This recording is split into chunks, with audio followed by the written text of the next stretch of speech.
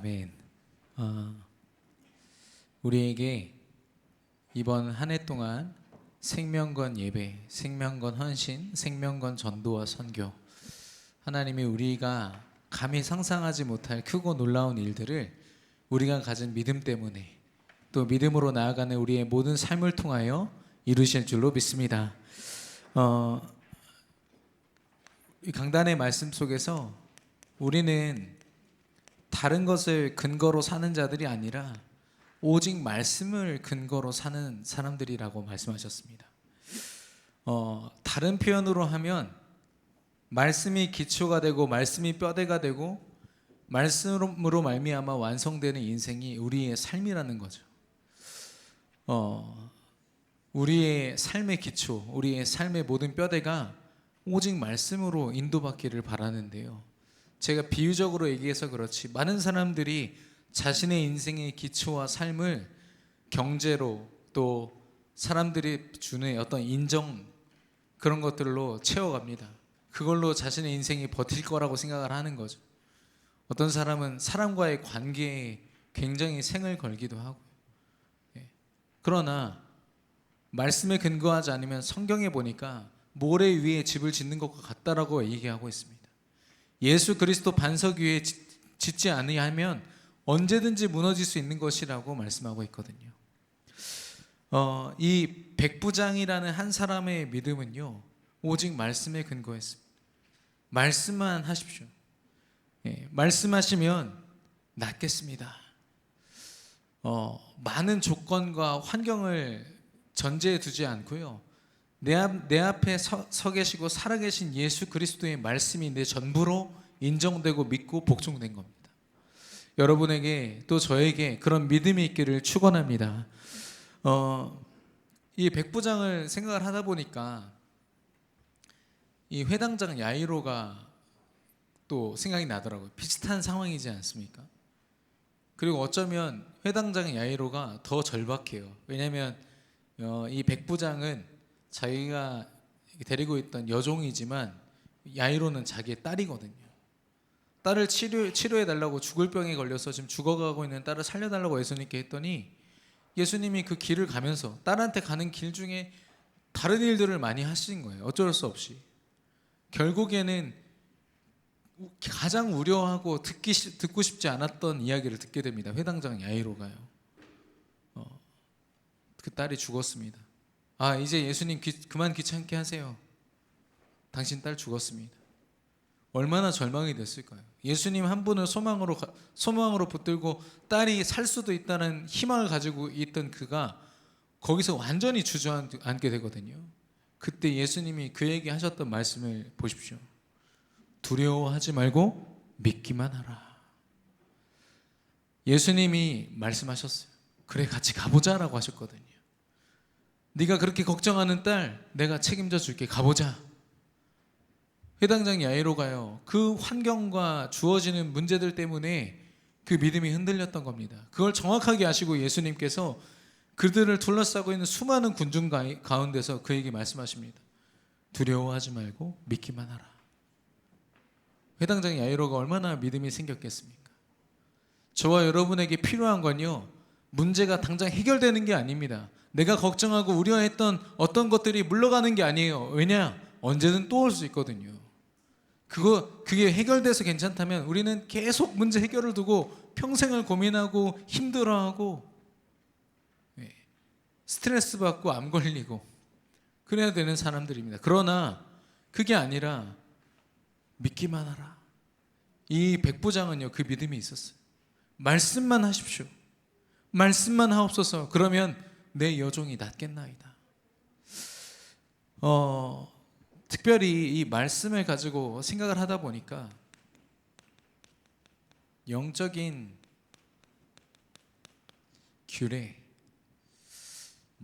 규례라고 하면 어떤 나만의 법칙을 이야기하는 거죠. 여러분 메시 아십니까? 메시. 축구를 아시는 분들은 아마 아실 겁니다. 지금 전 세계에서 최고 톱으로 공격을 잘하는 공격수죠. 골도 제일 많이 넣고요.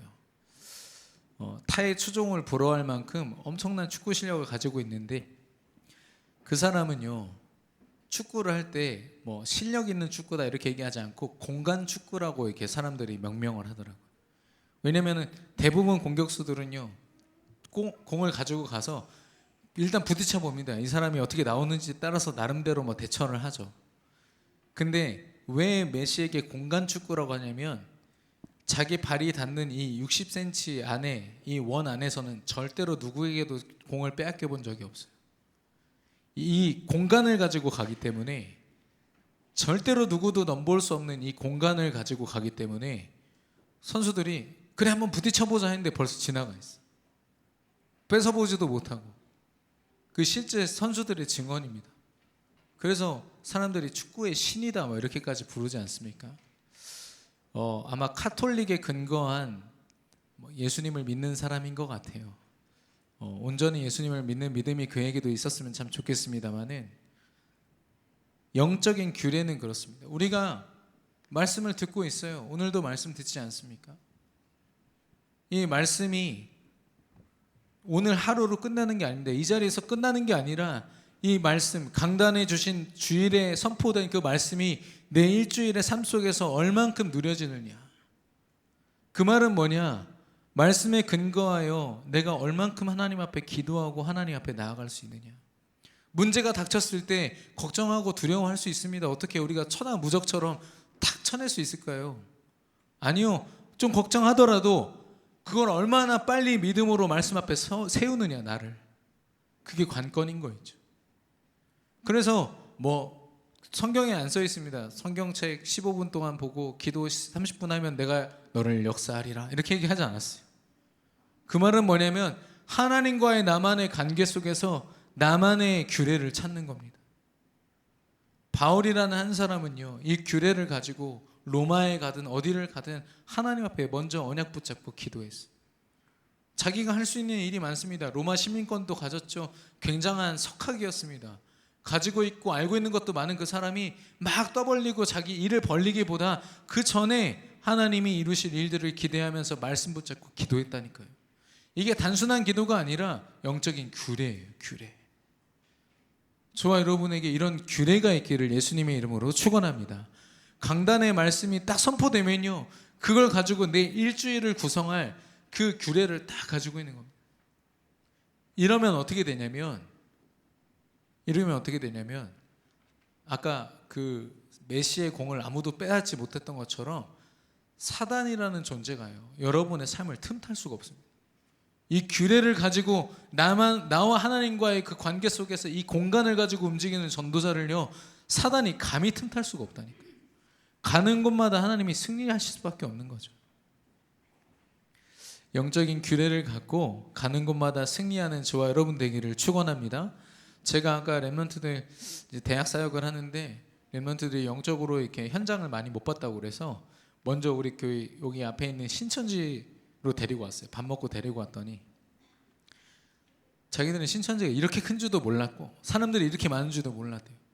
마침 그때가 어떤 교육이 끝나고요, 신천지 신도들이 막 쏟아져 나올 때였거든요. 다 하얀색 옷에 검은색 바지. 우리 렘넌트들이요, 그거 보고 깜짝 놀랐어요. 아니, 신천지가 이렇게 많아, 도대체 몇 명이에요? 길거리가 그 용문동 사거리가 전부 다 흰색 검은색으로 도배가 됐거든요. 렘넌트들이요, 되게 도전을 받더라고요. 헤븐리 카페 보여줬더니 얼마나 화를 내든지, 하늘 카페라고 명명해놓고 그 안에서 계속 포럼하고 자기들만의 어떤 전도 방식으로 전도를 계속 전략을 짜고 있는 거 있죠. 그거 우리 아이들한테 보여줬다니까요. 근데 그 신천지들이 어떻게 하는지 아세요? 제가 차를 타고 가는데요, 용문동에 있는 카페나 모든 가게들로 쫙 흩어져서 다 들어와요. 거기서 죽치고 뭘 하더라도 그 주인에게 뭔가를 전달해 내겠죠. 제가 몇 개월 전에 여기 그 가장동에 있는 카페에 갔을 때 전도하려고 전도지 내밀면서 그 카페 주인한테 이렇게 했더니, 먼저는 이 카페 주인이 표정이 너무 안 좋더라고요. 왜 그런가? 그러고 보니까 방금 전까지 그렇게 시끄럽던 카페에 내가 조용해졌어요. 보니까 다 저를 쳐다보고 있더라고요. 전부 다 신천지였어요. 이 주인까지. 이 위에 커피 스토리라는 곳입니다. 절대 사 먹지 마시고 결박해 주시기 바랍니다. 예. 근데 제가 순간 약간 위협을 느낄 정도로 그랬다니까요. 저를 다 쳐다보고 있는 거예요. 빨리 나가라는 듯한 눈빛으로. 그리고 이제 배재대학교 랩런트들이었는데 배재대학교 뒷산에 있는 내원사라는 절로 데려갔어요. 거기에 보면은 사람들이 이렇게 100만 원, 뭐 50만 원 이렇게 내가지고 요만한 불상들이 그 대웅전 안에, 우리로 말하면 대예배실 안에 막 세워져 있잖아요. 거기에 다 그 뒤통수에다가 다 소원 다 적어서 자기 이름 적어가지고 100만 원 내면 어떻게 되냐? 그 자리에서 사람들이 예배하고 기도할 때마다 자기들이 그 적어놓은 소원들이 성취되는 거예요. 내가 굳이 거기에 가지 않아도 24시간 기도가 되어지는 거예요. 그러니까 길을 쓰고 이 지역의 유지나 힘 있는 사람 전부 다 거기다가 돈을 쏟아붓는 겁니다. 심지어는 기독교 이 국회의원들조차도요, 그 사찰에다가 뭐 하나 해놓는 거는 당연하다고 생각한대요. 그 정도로. 그러니까 우리 수예배실 반도 안 되는 그 공간에요, 대충 세봐도 수십억이 있는 거예요. 수십억.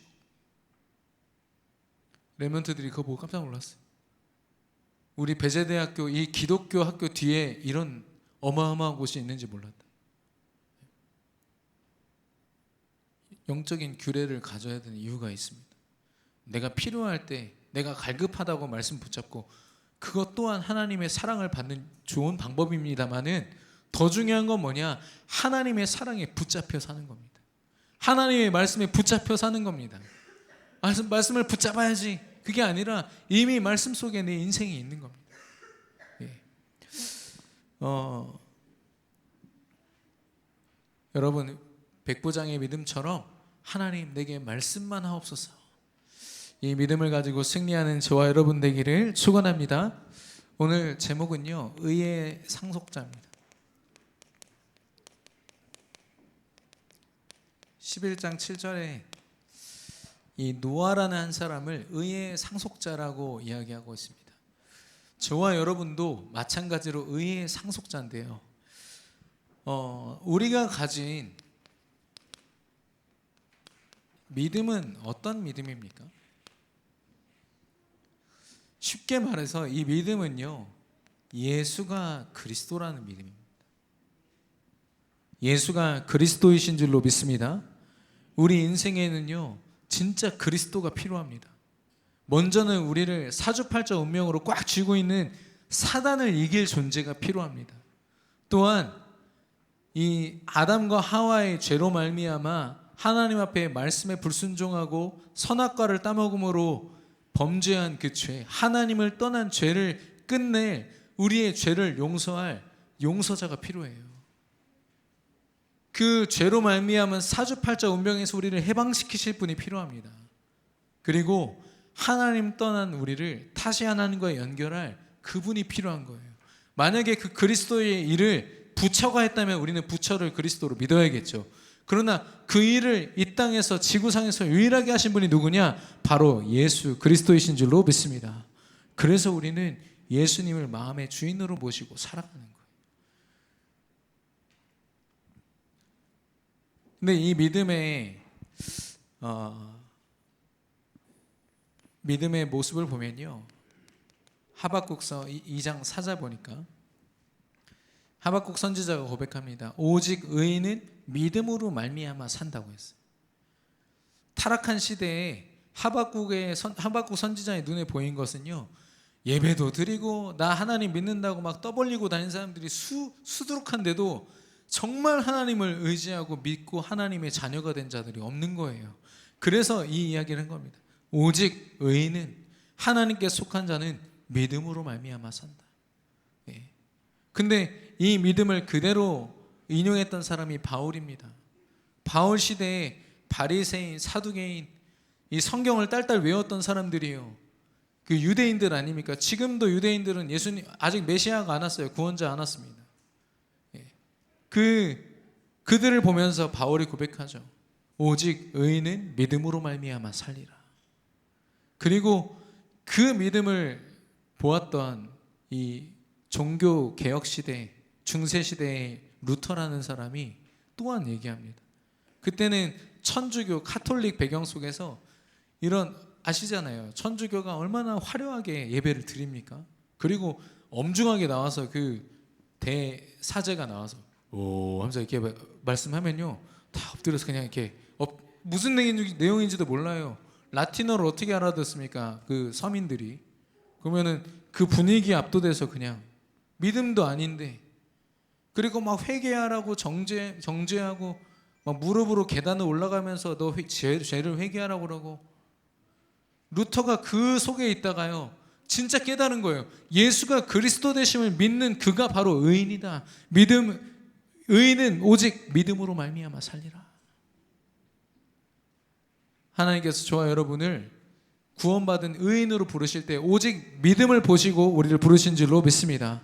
오직 믿음 외에는. 이 믿음은요 히브리서 11장 1절에 보니까 보이지 않는 것이라고 말씀하고 있습니다. 예, 보이지 않습니다. 우리가 뭐 믿음 있는 척 포장은 할 수 있지만 진짜 우리의 중심 하나님 앞에 드러날 때는 완벽하게 드러나거든요. 보이지 않지만 하나님은 살아계셔서 지금 우리와 함께 역사하시는 줄로 믿습니다. 저희 아이가 요즘에 막 자기 노래를 막 이렇게 만들어서 불러요. 근데 아까 차 타고 오는데 송상이 하나님 이렇게 얘기하더라고요. 송상이 하나님 이렇게 얘기해서, 야, 송상이 장로님이 물론 이렇게 과자 같은 거 갖고 다니면서 아이들 막 나눠주시잖아요. 그래서 우상이 됐구나. 우리 장로님이, 우리 송상이 장로님이 이제는 따르는 어떤 지도자를 넘어서 이제 우상이 됐구나. 뭐 상상을 했습니다. 그래도 뭐 이만이나 이런 문선명보다는 좀 괜찮지 않겠나 이런 생각도 해봤지만 잘 알고 보니까 성삼위 하나님이었어요. 네, 큰일 날 뻔했습니다. 저희 딸 입에서 순간 너무 놀랐어요. 운전하다가 다시 말해봐봐 그랬거든요. 물론 농담입니다만은 성삼위 하나님께서 보이지 않지만 이 믿음 때문에 우리에게 분명히 역사하고 계신 줄로 믿습니다. 믿음으로 말미암아 일어나는 역사는 눈에 보이지 않습니다. 혹시 보이는 어떤 응답이 있다 해도요 보이지 않는 성령의 역사를 우리가 반드시 체험해야 될 줄로 믿습니다. 예, 그리고 이 믿음은요 예측 불가입니다. 믿음을 가지고 나아간다. 여기에는 인간의 계산과 우리의 어떤 미래에 대한 예측을 가지고 가면요 반드시 실패하게 되어 있습니다. 사도행전에 보면 아나니아 삽비라는 사람이 하나님께 헌금하면서 자기 계산을 뒀거든요. 물론 그들을 하나님이 바로 불러가셨습니다. 예. 왜냐? 하나님 나라에는 그런 계산을 가지고 가는 사람들을 믿음의 사람으로 보지 않거든요. 오늘 이 본문에 보니까 노아가 이 믿음의 여정을 갈 때 하나님의 경고하심을 따라 보이지 않는 경고하심을 따라갔다고 했어요. 예. 홍수가 내릴 거다. 홍수가 모든 인류를 전멸시킬 거다라는 그 말씀이 여러분 믿어지십니까? 멀쩡한 하늘이. 예. 근데 노아는요 그걸 믿었고 그 믿음을 가지고 120년 동안 방주를 만들었다니까요. 예. 그리고 8절에 보니까요. 히브리서 11장 8절에 보니까 믿음으로 아브라함은 부르심을 받았을 때 순종하여 장래의 유업으로 받을 땅에 나아갈새 갈 바를 알지 못하고 나아갔다고 했어요. 하나님이 어디 대전광역시 무슨 동 무슨 몇 번지로 가라 이렇게 얘기하지 않으셨어요. 내가 지시해야 할 땅으로 가라라고 했거든요. 무슨 말입니까? 내 말씀을 따라가라. 그곳에 답이 있다라는 거죠. 하나님이 말씀으로 그의 삶을 인도한 겁니다. 아브라함은요 내가 거기 가면 내가 거기 굉장히 비옥한 땅이던데 야 거기 보니까 좀 있으면 땅값이 오를 것 같던데 이야 역시 하나님 이게 아니라 알지 못했어요. 물론 아브라함이 가나안 땅에 도착해서 기근이 너무 많으니까 하나님이 시키지도 않았는데 비옥해 보이는 이집트 땅에 갔다가 어마어마한 수치를 얻고 옵니다. 하나님이 가지 말라고 했거든요. 근데 자기 형편을 따라서 말씀을 따라간 게 아니라 현실을 따라서 가다 보니까 잠시 실패했죠. 근데 나중에 정말 믿음을 딱 가졌을 때 어떻게 말합니까? 조카 롯과의 대화 속에서 네가 좌하면 내가 우하고 네가 우하면 내가 좌하리라. 나 어디 가도 좋다. 나는 말씀 따라갈 거니까. 여러분과 저에게 이런 믿음이 있기를 축원합니다. 아무것도 보이지 않지만 하나님이 주신 말씀 따라서 갈 때 반드시 승리하게 될 줄로 믿습니다. 그래서 갈 바를 알지 못하고 갔고 보이지 않는 일에 경고하심을 받아 노아가 자기 인생을 드렸습니다. 믿음은, 우리에게 주어진 믿음은 이러한 믿음인데요, 우리는 그냥 믿음을 얘기하지 않고 오직을 이야기해요. 오직 믿음으로. 왜 오직인가? 이 땅에 일어난 모든 문제는 이 유일한 문제 하나 때문에 발생했습니다. 과학이 발전하고 기술이 발전해서 인간이 그냥 가만히 앉아만 있어도 많은 것을 이룰 수 있는 이때, 이 스마트폰 하나로 어쩌면 우리 인생이 하루 동안 일어나는 일 중에 60% 이상을 이걸로 지금 하고 있고 10년 후에는 90%가 이 손바닥에 있는 스마트폰 하나로 다 된다고 하더라고요. 그런 시대입니다. 그럼 너무나도 편해진 거 아닙니까? 근데 왜 이 문제는 끊이지가 않죠? 전 세계 기후 문제, 환경 단체들이 난리고요. 동물을 잡지 말자, 동물 단체들도 난리고, 강대국들의 횡포다 그래가지고 그것도 좌우로 나눠져 가지고 서로 헐뜯고 싸우고 정치적으로 서로 비난하고, 이렇게 되면 해결됩니까? 사람이 사람을 사랑하는 데 있어서 인권만 외치면 정말 사랑할 수 있습니까? 적어도 제가 본 현장은 아니었습니다. 제가 사회복지 전공하면서 물론 석사 정도는 해야 좀 했다 이렇게 얘기할 수 있지만 학사 공부하면서도 충분히 알겠더라고요. 교수님이 앞에서 말씀하시는 내용들이 실제 현장에서는 답이 아니에요. 알코올 중독자, 가정이 파탄난 그 현장에서는 답이 전혀 안 되는 겁니다. 그 이론과 수많은 경험들이요. 근데 제가 전한 복음이요, 알코올 중독자 집안을 뒤바꿨다니까요. 어느 정도였냐면 그 사회복지사가 저한테 제발 어디 가서 이 말 안 했으면 좋겠다고. 자기들 너무 쪽팔리다고. 10년을 넘게 도왔던 가정인데 이만큼도 바뀌지 않고 끊임없이 반복되던 문제가 실습생으로 들어온 제가 전한 복음 하나 때문에 바뀌었다니까.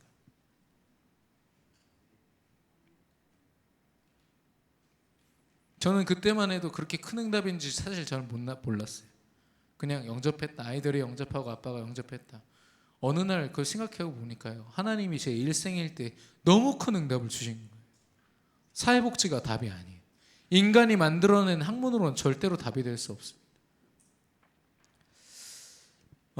유일한 문제는요, 창세기 3장 1절에서 6절이죠. 인간이 선악과를 먹지 말라는 하나님의 말씀을 거역한 그날, 말씀에 절대 순종해야 되는 인간이 하나님의 주신 그 믿음을 저버리고 말씀을 놓친 채 사단의 소리를 따라 움직인 그때부터 하나님과 인간이 분리되고 모든 문제가 여기서부터 왔어요. 유일한 문제는 하나님 떠난 문제인 줄로 믿습니다. 조금 더 구체적으로 말씀드리면, 혹시 저와 여러분이 오직 믿음 속에, 말씀 속에 거하고 있지만 내 가문과 내 가정과 내 개인에게 반복되는 문제가 있습니까? 그 문제는 우리의 노력으로 절대로 해결되지 않습니다. 우리의 모든 삶의 부분들, 우리 가정의 그 문제가요, 예수 그리스도를 만날 때 해결될 줄로 믿습니다. 그게 답이에요.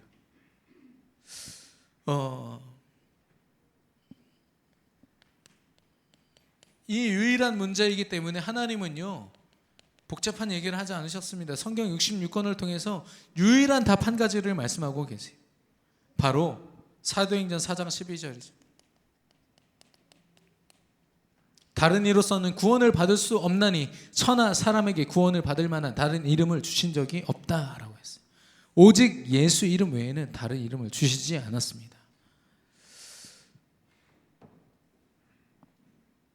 그 사람들을, 그 철학자들, 그 엄청난 지식인들을 모아보십시오. 이 인생의 답은 이거다 저거다 많은 답이라고 내놓지만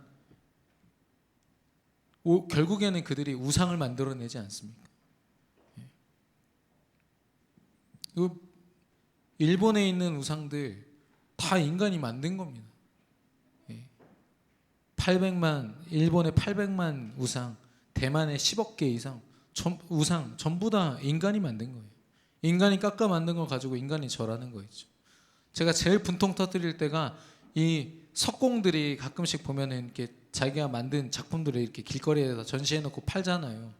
그걸 보면은 마리아 상도 있고 부처 상도 있고 다 그거 절간에다 갖다 놓고 섬기면 그게 신이고, 그거 성당에다 갖다 놓고 섬기면 그게 신이고. 인간이요, 성경에 있는 그대로 되는 거 있죠. 자기가 깎아 만든 그 신 앞에 절하고. 저와 여러분이 아까 렘넌트들이 한 것처럼 여러분 주변에 있는, 여러분 가정, 집, 여러분 회사 주변에 있는 그 종교의 실체를 봐야 됩니다. 우리 교회 정직자 한 분도 자기 회사에서 그래도 어느 정도 직급을 가지고 나름 전도한다고 생각을 했는데, 어느 날 중요한 일이 있을 때요, 회사의 방침이 뭐냐면 제사하는 거예요. 돼지 대가리 놓고서. 깜짝 놀라 충격받은 거죠. 아, 내가 영적 싸움을 싸우지 못했구나. 내 회사의 실체를 못 봤구나.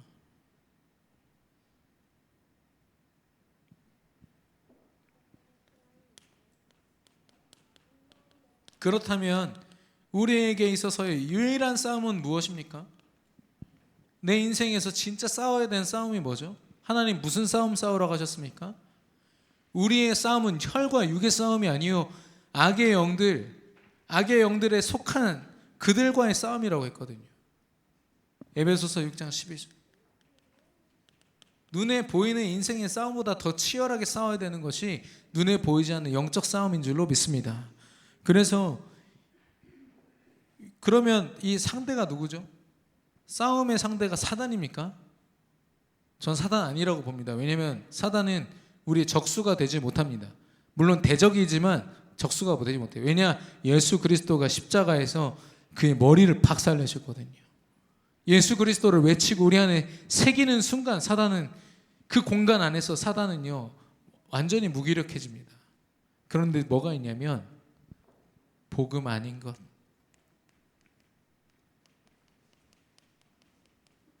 우리 안에 각인되어 있고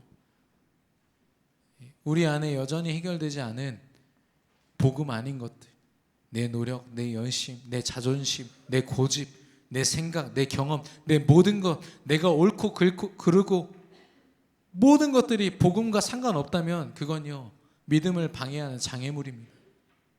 진짜 싸움을 싸울 수 없도록 만드는 그거야말로 장애물인 거 있죠. 그런 우리가 이 영적 싸움 속에서 하나님의 유일한 목적을 가지고 있습니다. 하나님이 저와 여러분은 오늘도 이 자리에 나오게 하시고 매일 하루하루의 삶을 믿음으로 살게 하시고 건강한 몸과 경제와 회사와 학교와 우리에게 현장을 허락하신 그 이유가 무엇입니까? 열심히 돈 벌어서 네가 원하는 거 이루라고요? 열심히 돈 벌어서 우리 자녀들에게 막대한 부를 물려주라고요? 아니요. 하나님의 세계 복음화를 위해서 드리라고 하셨습니다. 사도행전 1장 8절에 하나님이 우리를 완성시키는 모습이 있거든요. 땅끝까지 증인이 되리라. 하나님이 우리에게 원하시는 거냐? 딱 한 가지예요. 증인의 모습. 정말 그리스도를, 이 시대 문제를 그리스도로 바라보고 이 시대의 유일한 답이 그리스도임을 알고 이 그리스도를 누리기 위해서 오직의 싸움을 싸우고 영적인 싸움을 싸우면서 세계복음화하는 거, 증인되는 거. 그래서 마태복음 24장 14절에 보니까 모든 만민에게 이 천국 복음이 증거되는 날 끝이 오리라라고 했거든요. 왜 천국 복음이라고 했습니까? 한 영혼, 지옥 같은 인생 살다 지옥 갈 한 영혼을 천국으로 인도해낼 뿐 아니라 이 땅에 사는 모든 시간을 천국으로 만들 유일한 믿음은 예수 그리스도를 믿는 믿음이기 때문에 하나님이 저와 여러분을 이 유일한 여정으로 부르시고 인도하고 계신 줄로 믿습니다. 복잡할 필요가 없어요. 이게 문제네 저게 문제네. 아니에요. 유일한 문제, 유일한 답. 그러면 어떻게 우리가 이 노아처럼 이 시대의 문제를 바라보면서 정말 120년 동안 하나님께 집중할 수 있을 만큼 오직 될 수 있습니까?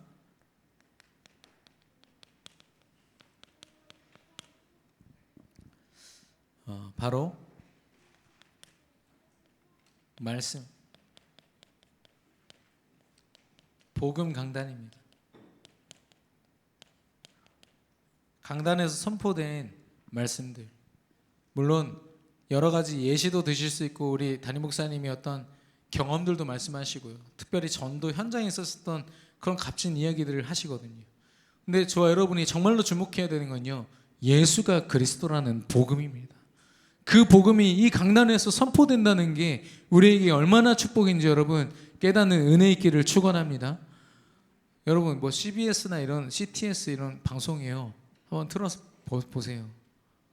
너무 좋은 이야기들 많이 있습니다만 이 예수님이 내 인생의 주인으로 오셔서 무슨 일을 하셨는지를 말을 안 해요. 제가 CBS인가요? 어떤 프로그램 보니까 되게 부담스럽게 생긴 목사님 한 분이 나와서 여러분 기도 제목을 말씀해 보십시오, 이렇게 되게 느끼하게 얘기합니다. 그럼 무슨 기도 제목 할까요? 세계복음화 단 한 사람도 얘기하지 않아요. 제가 이번에 경제적으로 많이 문제가 생겼습니다, 빨리 해결되기를 바랍니다. 이게요, 그 프로그램이 진행되는 1시간 내내 계속. 근데 본인들이 보기에도 좀 이상했나 봐요. 얼마 전에 그 프로그램이 없어졌습니다. 그게 무슨 기도예요? 하나님 원하시는 기도가 아니잖아요. 왜냐? 하나님이 주신 예수 그리스도 복음의 말씀이 그들에게 있지 않으니까 기도조차도요, 내가 원하는 기도를 하는 겁니다. 하나님이 절대 주권자, 내 인생 주인이 아니라 내가 원하는 소원 들어주시는 요술램프 지니 같은 분이, 나 필요할 때 나 도와주는 옆집 아저씨 같은 분.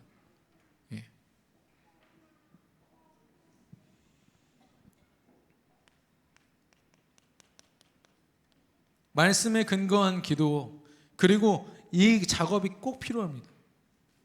뛰쳐나가서 전도해라, 물론 그것도 여러분에게 필요한 작업들입니다만은 전도라는 거는 결국에는 확인이에요. 확인. 어떤 분들은 전도를 어떻게 실천하시냐면 아침에 일어나서 묵상, 자기만의 이 영적인 규례를 갖고 기도하신 이후에 이 구원의 길 있잖아요, 사람들 이렇게 복음 전할 때 하는 구원의 길을 자기 이름을 넣어서 합니다. 선민아, 하나님이 하면서 이렇게 막 전하는 거죠. 전하는데 그게 단순히 어떤 내가 해야 되기 때문에 하거나 미션이기 때문에 한다, 이걸 넘어서 내가 누군지를 확인하는 시간이에요. 예수님이 내 인생에 어떤 일을 하셨는지 확인하는 겁니다. 그래서 그 짧은 3분에서 5분 시간 동안에 확신을 갖는 거예요. 그 아침 시간에.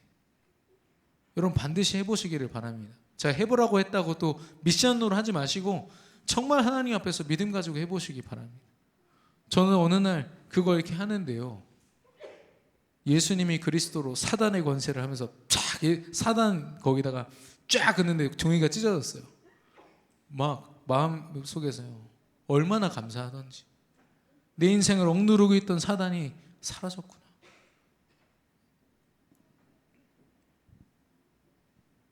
우리 지금 전도학교가 진행 중에 있습니다만은 한 20분 정도 참여하시더라고요. 더 많은 분들 함께 참여하셔야 됩니다. 참여하셔서 별거 아닌 것 같아요. 매주마다 어떤 미션이냐면 우리 선교사님 통해서 현장에 있는 사람들한테 복음 전해봐라, 이거거든요. 전도하기.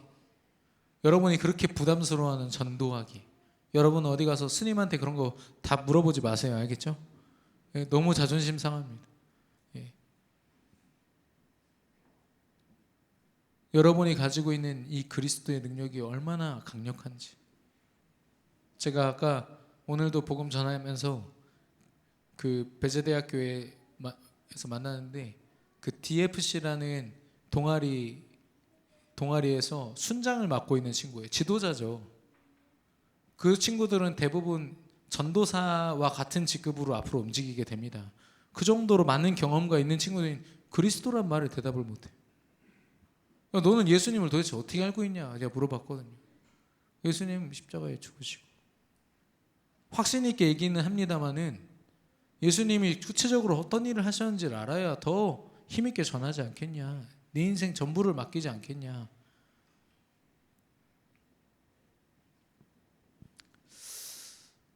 이걸요, 저는 오늘 서론에서도 나왔지만 저와 여러분이 했다 안 했다를 떠나서 나만의 영적인 규례로 가지고 가야 돼요. 어디로 가고 무엇을 하든지 누굴 만나도요, 이 규례가 딱 있어야 됩니다. 감히 넘보지 못할 만큼. 주일 예배부터의 여러분의 일주일의 삶이 세상 스케줄에 맞춰져 가지고 내가 기도를 하고 안 하고 예배 드리고 안 드리고가 아니라 여러분이 먼저 이 스케줄을 가지고 계셔야 된다니까요. 하나님이 처음에 이 사도행전에 전도의 역사, 사도행전 2장에 엄청난 역사를 일으키실 때 초대교회 성도들에게 주셨던 방법이기도 해요. 사도의 가르침을 따라 떡을 떼며 교제하며 오로지 기도하기를 힘썼더라. 그들이 왜 오로지 기도만 했을까요? 아직 성령의 역사 안 하셨으니까. 성령이 명령을 하셔야 내가 나갈 거 아니겠어요? 그들의 삶은 철저하게 말씀에 근거한 기도로 움직여졌어요. 하나님이 그들에게 성령으로 역사하셨을 때요, 그들이 나아가서 복음을 전할 때 자기 나라 말도 아닌 이방 방언을 이야기하면서 수많은 사람들을 영접하고 하나님께로 인도했습니다. 전도는 그런 겁니다. 영적인 규례가 저와 여러분에게 다시 한 번 더 확립되기를 예수 그리스도 이름으로 축원합니다. 이 수요 예배도 마찬가지고요, 새벽 기도에도 마찬가지입니다. 그 한 권사님이 새벽 기도 도전하겠다 그러면서 이틀 하신다고 하셨습니다. 저는 너무 너무 감사합니다. 하루도 하기 힘들어서 쩔쩔매고 그렇게 건강하다고 하는 청년들도요, 죽을 못 써요. 그런데 권사님 한 분이 결단하셨다. 저는 그 가정 현장 하나님이 반드시 책임지실 줄로 믿습니다. 그래서 우리 릴레이 기도에 제가 오늘 밤에 연락을 돌릴 건데 우리 장로회에서 10칸 채워주십시오. 우리 권사회에서 10칸 채워주시고요, 각 구역마다 10칸씩 채워주십시오. 그러면 꽉 찹니다. 대답이 없으시네. 인본주의 같지만 우리 전도자들, 특별히 중직자분들, 영적으로 앞장서서 교회 일을 하시는 분들이 영적인 규례를 가지고 움직이지 않으면 죄송하지만 여러분의 모든 몸짓을 통해서 사단이 틈탑니다. 사단의 통로가 됩니다. 지난번에 과학 인턴십 했던 우리 청년 한 명이 그렇게 얘기하더라고요. 힘과 시간을 곱해야 에너지가 된다고. 사실 과학적으로는 지금도 못 알아들었습니다. 근데 되게 무슨 말인지 알 것 같아요. 무슨 말이냐면 저와 여러분에게 어떤 힘이 있습니까? 우리는 뭘 모르기 때문에 경제가 힘인 줄 알고 사람이 힘인 줄 알고 내 자존심이 힘인 줄 알고 거기에 어마어마한 시간을 쏟습니다. 근데 그 결과는 어떤 모습이든 간에 하나님의 역사하시는 능력의 통로가 되기보다는 오히려 사단이 틈타는 빌미가 되고 약점이 됩니다. 그러나 우리가 그리스도의 능력을 확신하고 그 능력을 말씀에 근거하여 힘입어 기도하고 하나님 앞에 선다면 그 에너지는 세상에서 잘 살아가는 힘 정도가 아니라 세상을 뒤바꾸고 현장을 뒤바꾸고 가정과 내 인생을 뒤바꾸는 전환점의 능력이 될 줄로 믿습니다. 영적인 에너지예요. 여러분에게는 이 에너지가 있습니까? 내 인생을 뒤집고 다른 사람의 인생을 뒤집을 에너지가 있습니까? 점검해 보시기를 바랍니다. 결론적으로 의의 상속자라고 했습니다. 여러분도 아시다시피 노아가 방주를 타고 이렇게 떠다니는 동안 사람들이 전멸했거든요. 그래서 이 땅에 남아있는 모든 것들은 사실상 노아와 노아의 가족들의 것이 됐습니다. 그래서 이 땅에서 제일 부자가 있다면 아마 노아일 겁니다. 역사 이래로 아담 다음으로 아마 노아이지 않을까 그런 생각을 해보는데 그런데 육신적인 어떤 재산과 눈에 보이는 것의 상속자가 되기 이전에 하나님이 노아를 뭐라고 말씀하고 계십니까? 의의 상속자라고 하고 있습니다. 의의 상속자는 누굽니까? 믿음을 가진 사람을 이야기합니다. 하나님이 그에게 많은 다른 것을 주기 이전에 믿음을 주셨어요. 다른 것을 주신 이유는 뭐냐? 그가 가진 믿음 때문이에요. 여러분 많은 게 필요로 하십니까? 여러분 인생에 필요한 것들이 너무너무 많죠. 특별히 경제가 얼마나 많은 부분은 우리를 힘들게도 하고 우리를 흥분시키기도 합니까? 그게 많이 우리에게 필요하다는 증거겠죠. 그러나 우린 그걸 쫓아가서는 안 됩니다. 하나님 오늘도 내게 믿음을 더하여 주옵소서. 하나님 말씀만 하여 주옵소서. 나는 믿음으로 나아가겠습니다. 의의 상속자들 되시기를 축원합니다. 하나님께서 노아와 같이 우리를 의의 상속자로 부르시고 우리를 축복하실 것입니다. 지난주 말씀 속에서 이 세례 요한을 가리켜서 마지막 선지자라고 했어요. 저는 이 타이틀이 너무 감사하고 힘이 났습니다. 여러분의 현장에서, 여러분의 가정 가문, 여러분이 속해 있는 모든 곳에서 여러분은 마지막 선지자입니다. 여러분 옆 사람과 인사하겠습니다. 당신은 너무도 소중한 마지막 선지자입니다. 한 번 더 힘있게 인사하겠습니다. 당신은 현장과 시대를 살릴 마지막 선지자이십니다. 이 흑암이 꺾여나가고 하나님 나라 그리스도의 망대를 세울 사람은 저와 여러분밖에 없는 줄로 믿습니다. 그 믿음을 가지고 가죠. 야, 제가 세우겠지. 어떤 렘넌트한테 야 네가 망대 세워야 돼 그랬더니 우리 학교에 저를 비롯해서 렘넌트가 7명이 있어요. 이렇게 얘기하더라고요.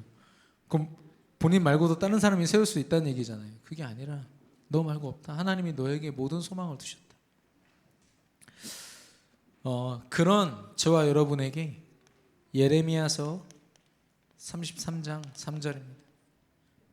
너는 내게 부르짖으라. 내가 내게 응답하겠고 네가 알지 못하는 크고 은밀한 일을 내게 보이리라 말씀하셨어요. 우리는 감히 예측할 수 없습니다. 하나님이 하실 일들을요. 여러분 이 시대 재앙을 많은 전문인들이 예측할 수 있다면 이런 일들이 일어날까요? 지금 선진국들이 긴장하고 있어요. 올해 2023년도에 이 기후 계절 변화가요, 이 인간이 예측할 수가 없대요. 어마어마한 이 더위가요, 여름에 전 세계를 사로잡고 어마어마한 추위가 또 전 세계를 사로잡는다고 하더라고요. 이거를 대응한다고 하지만 대응이 됩니까? 예. 아무리 선진국이어도 그 대응 못 하더라고요. 왜냐? 예측할 수가 없거든요. 예. 그러면서도 하나님이 없다고 그러고 진화론 같은 걸 얘기하면서 하나님께 도전합니다. 노아는요 하나님을 경외했다고 했어요. 하나님을 두려워했습니다. 모든 과거 현재 미래를 주관하시는 오직 하나님 뿐이십니다. 이 믿음을 가지고 나아갔을 때 하나님이 그의 눈앞에 크고 놀라운, 믿음이 가지고는, 믿음이 없이는 알 수 없는 크고 은밀한 일들을 그에게 보이셨거든요. 저와 여러분이 노아와 같이 또 믿음을 가졌던 우리 선배들과 같이 하나님의 크고 놀라운 일들을 우리 현장에서 보게 될 줄로 믿습니다. 의의 상속자들로 승리하시기를 축원합니다. 죽음 앞에서도, 어떤 상황 앞에서도 우리는 깊은 기도로 주신 말씀 가운데 서야겠습니다. 우리 깊은 기도, 그 믿음으로 찬양하겠습니다.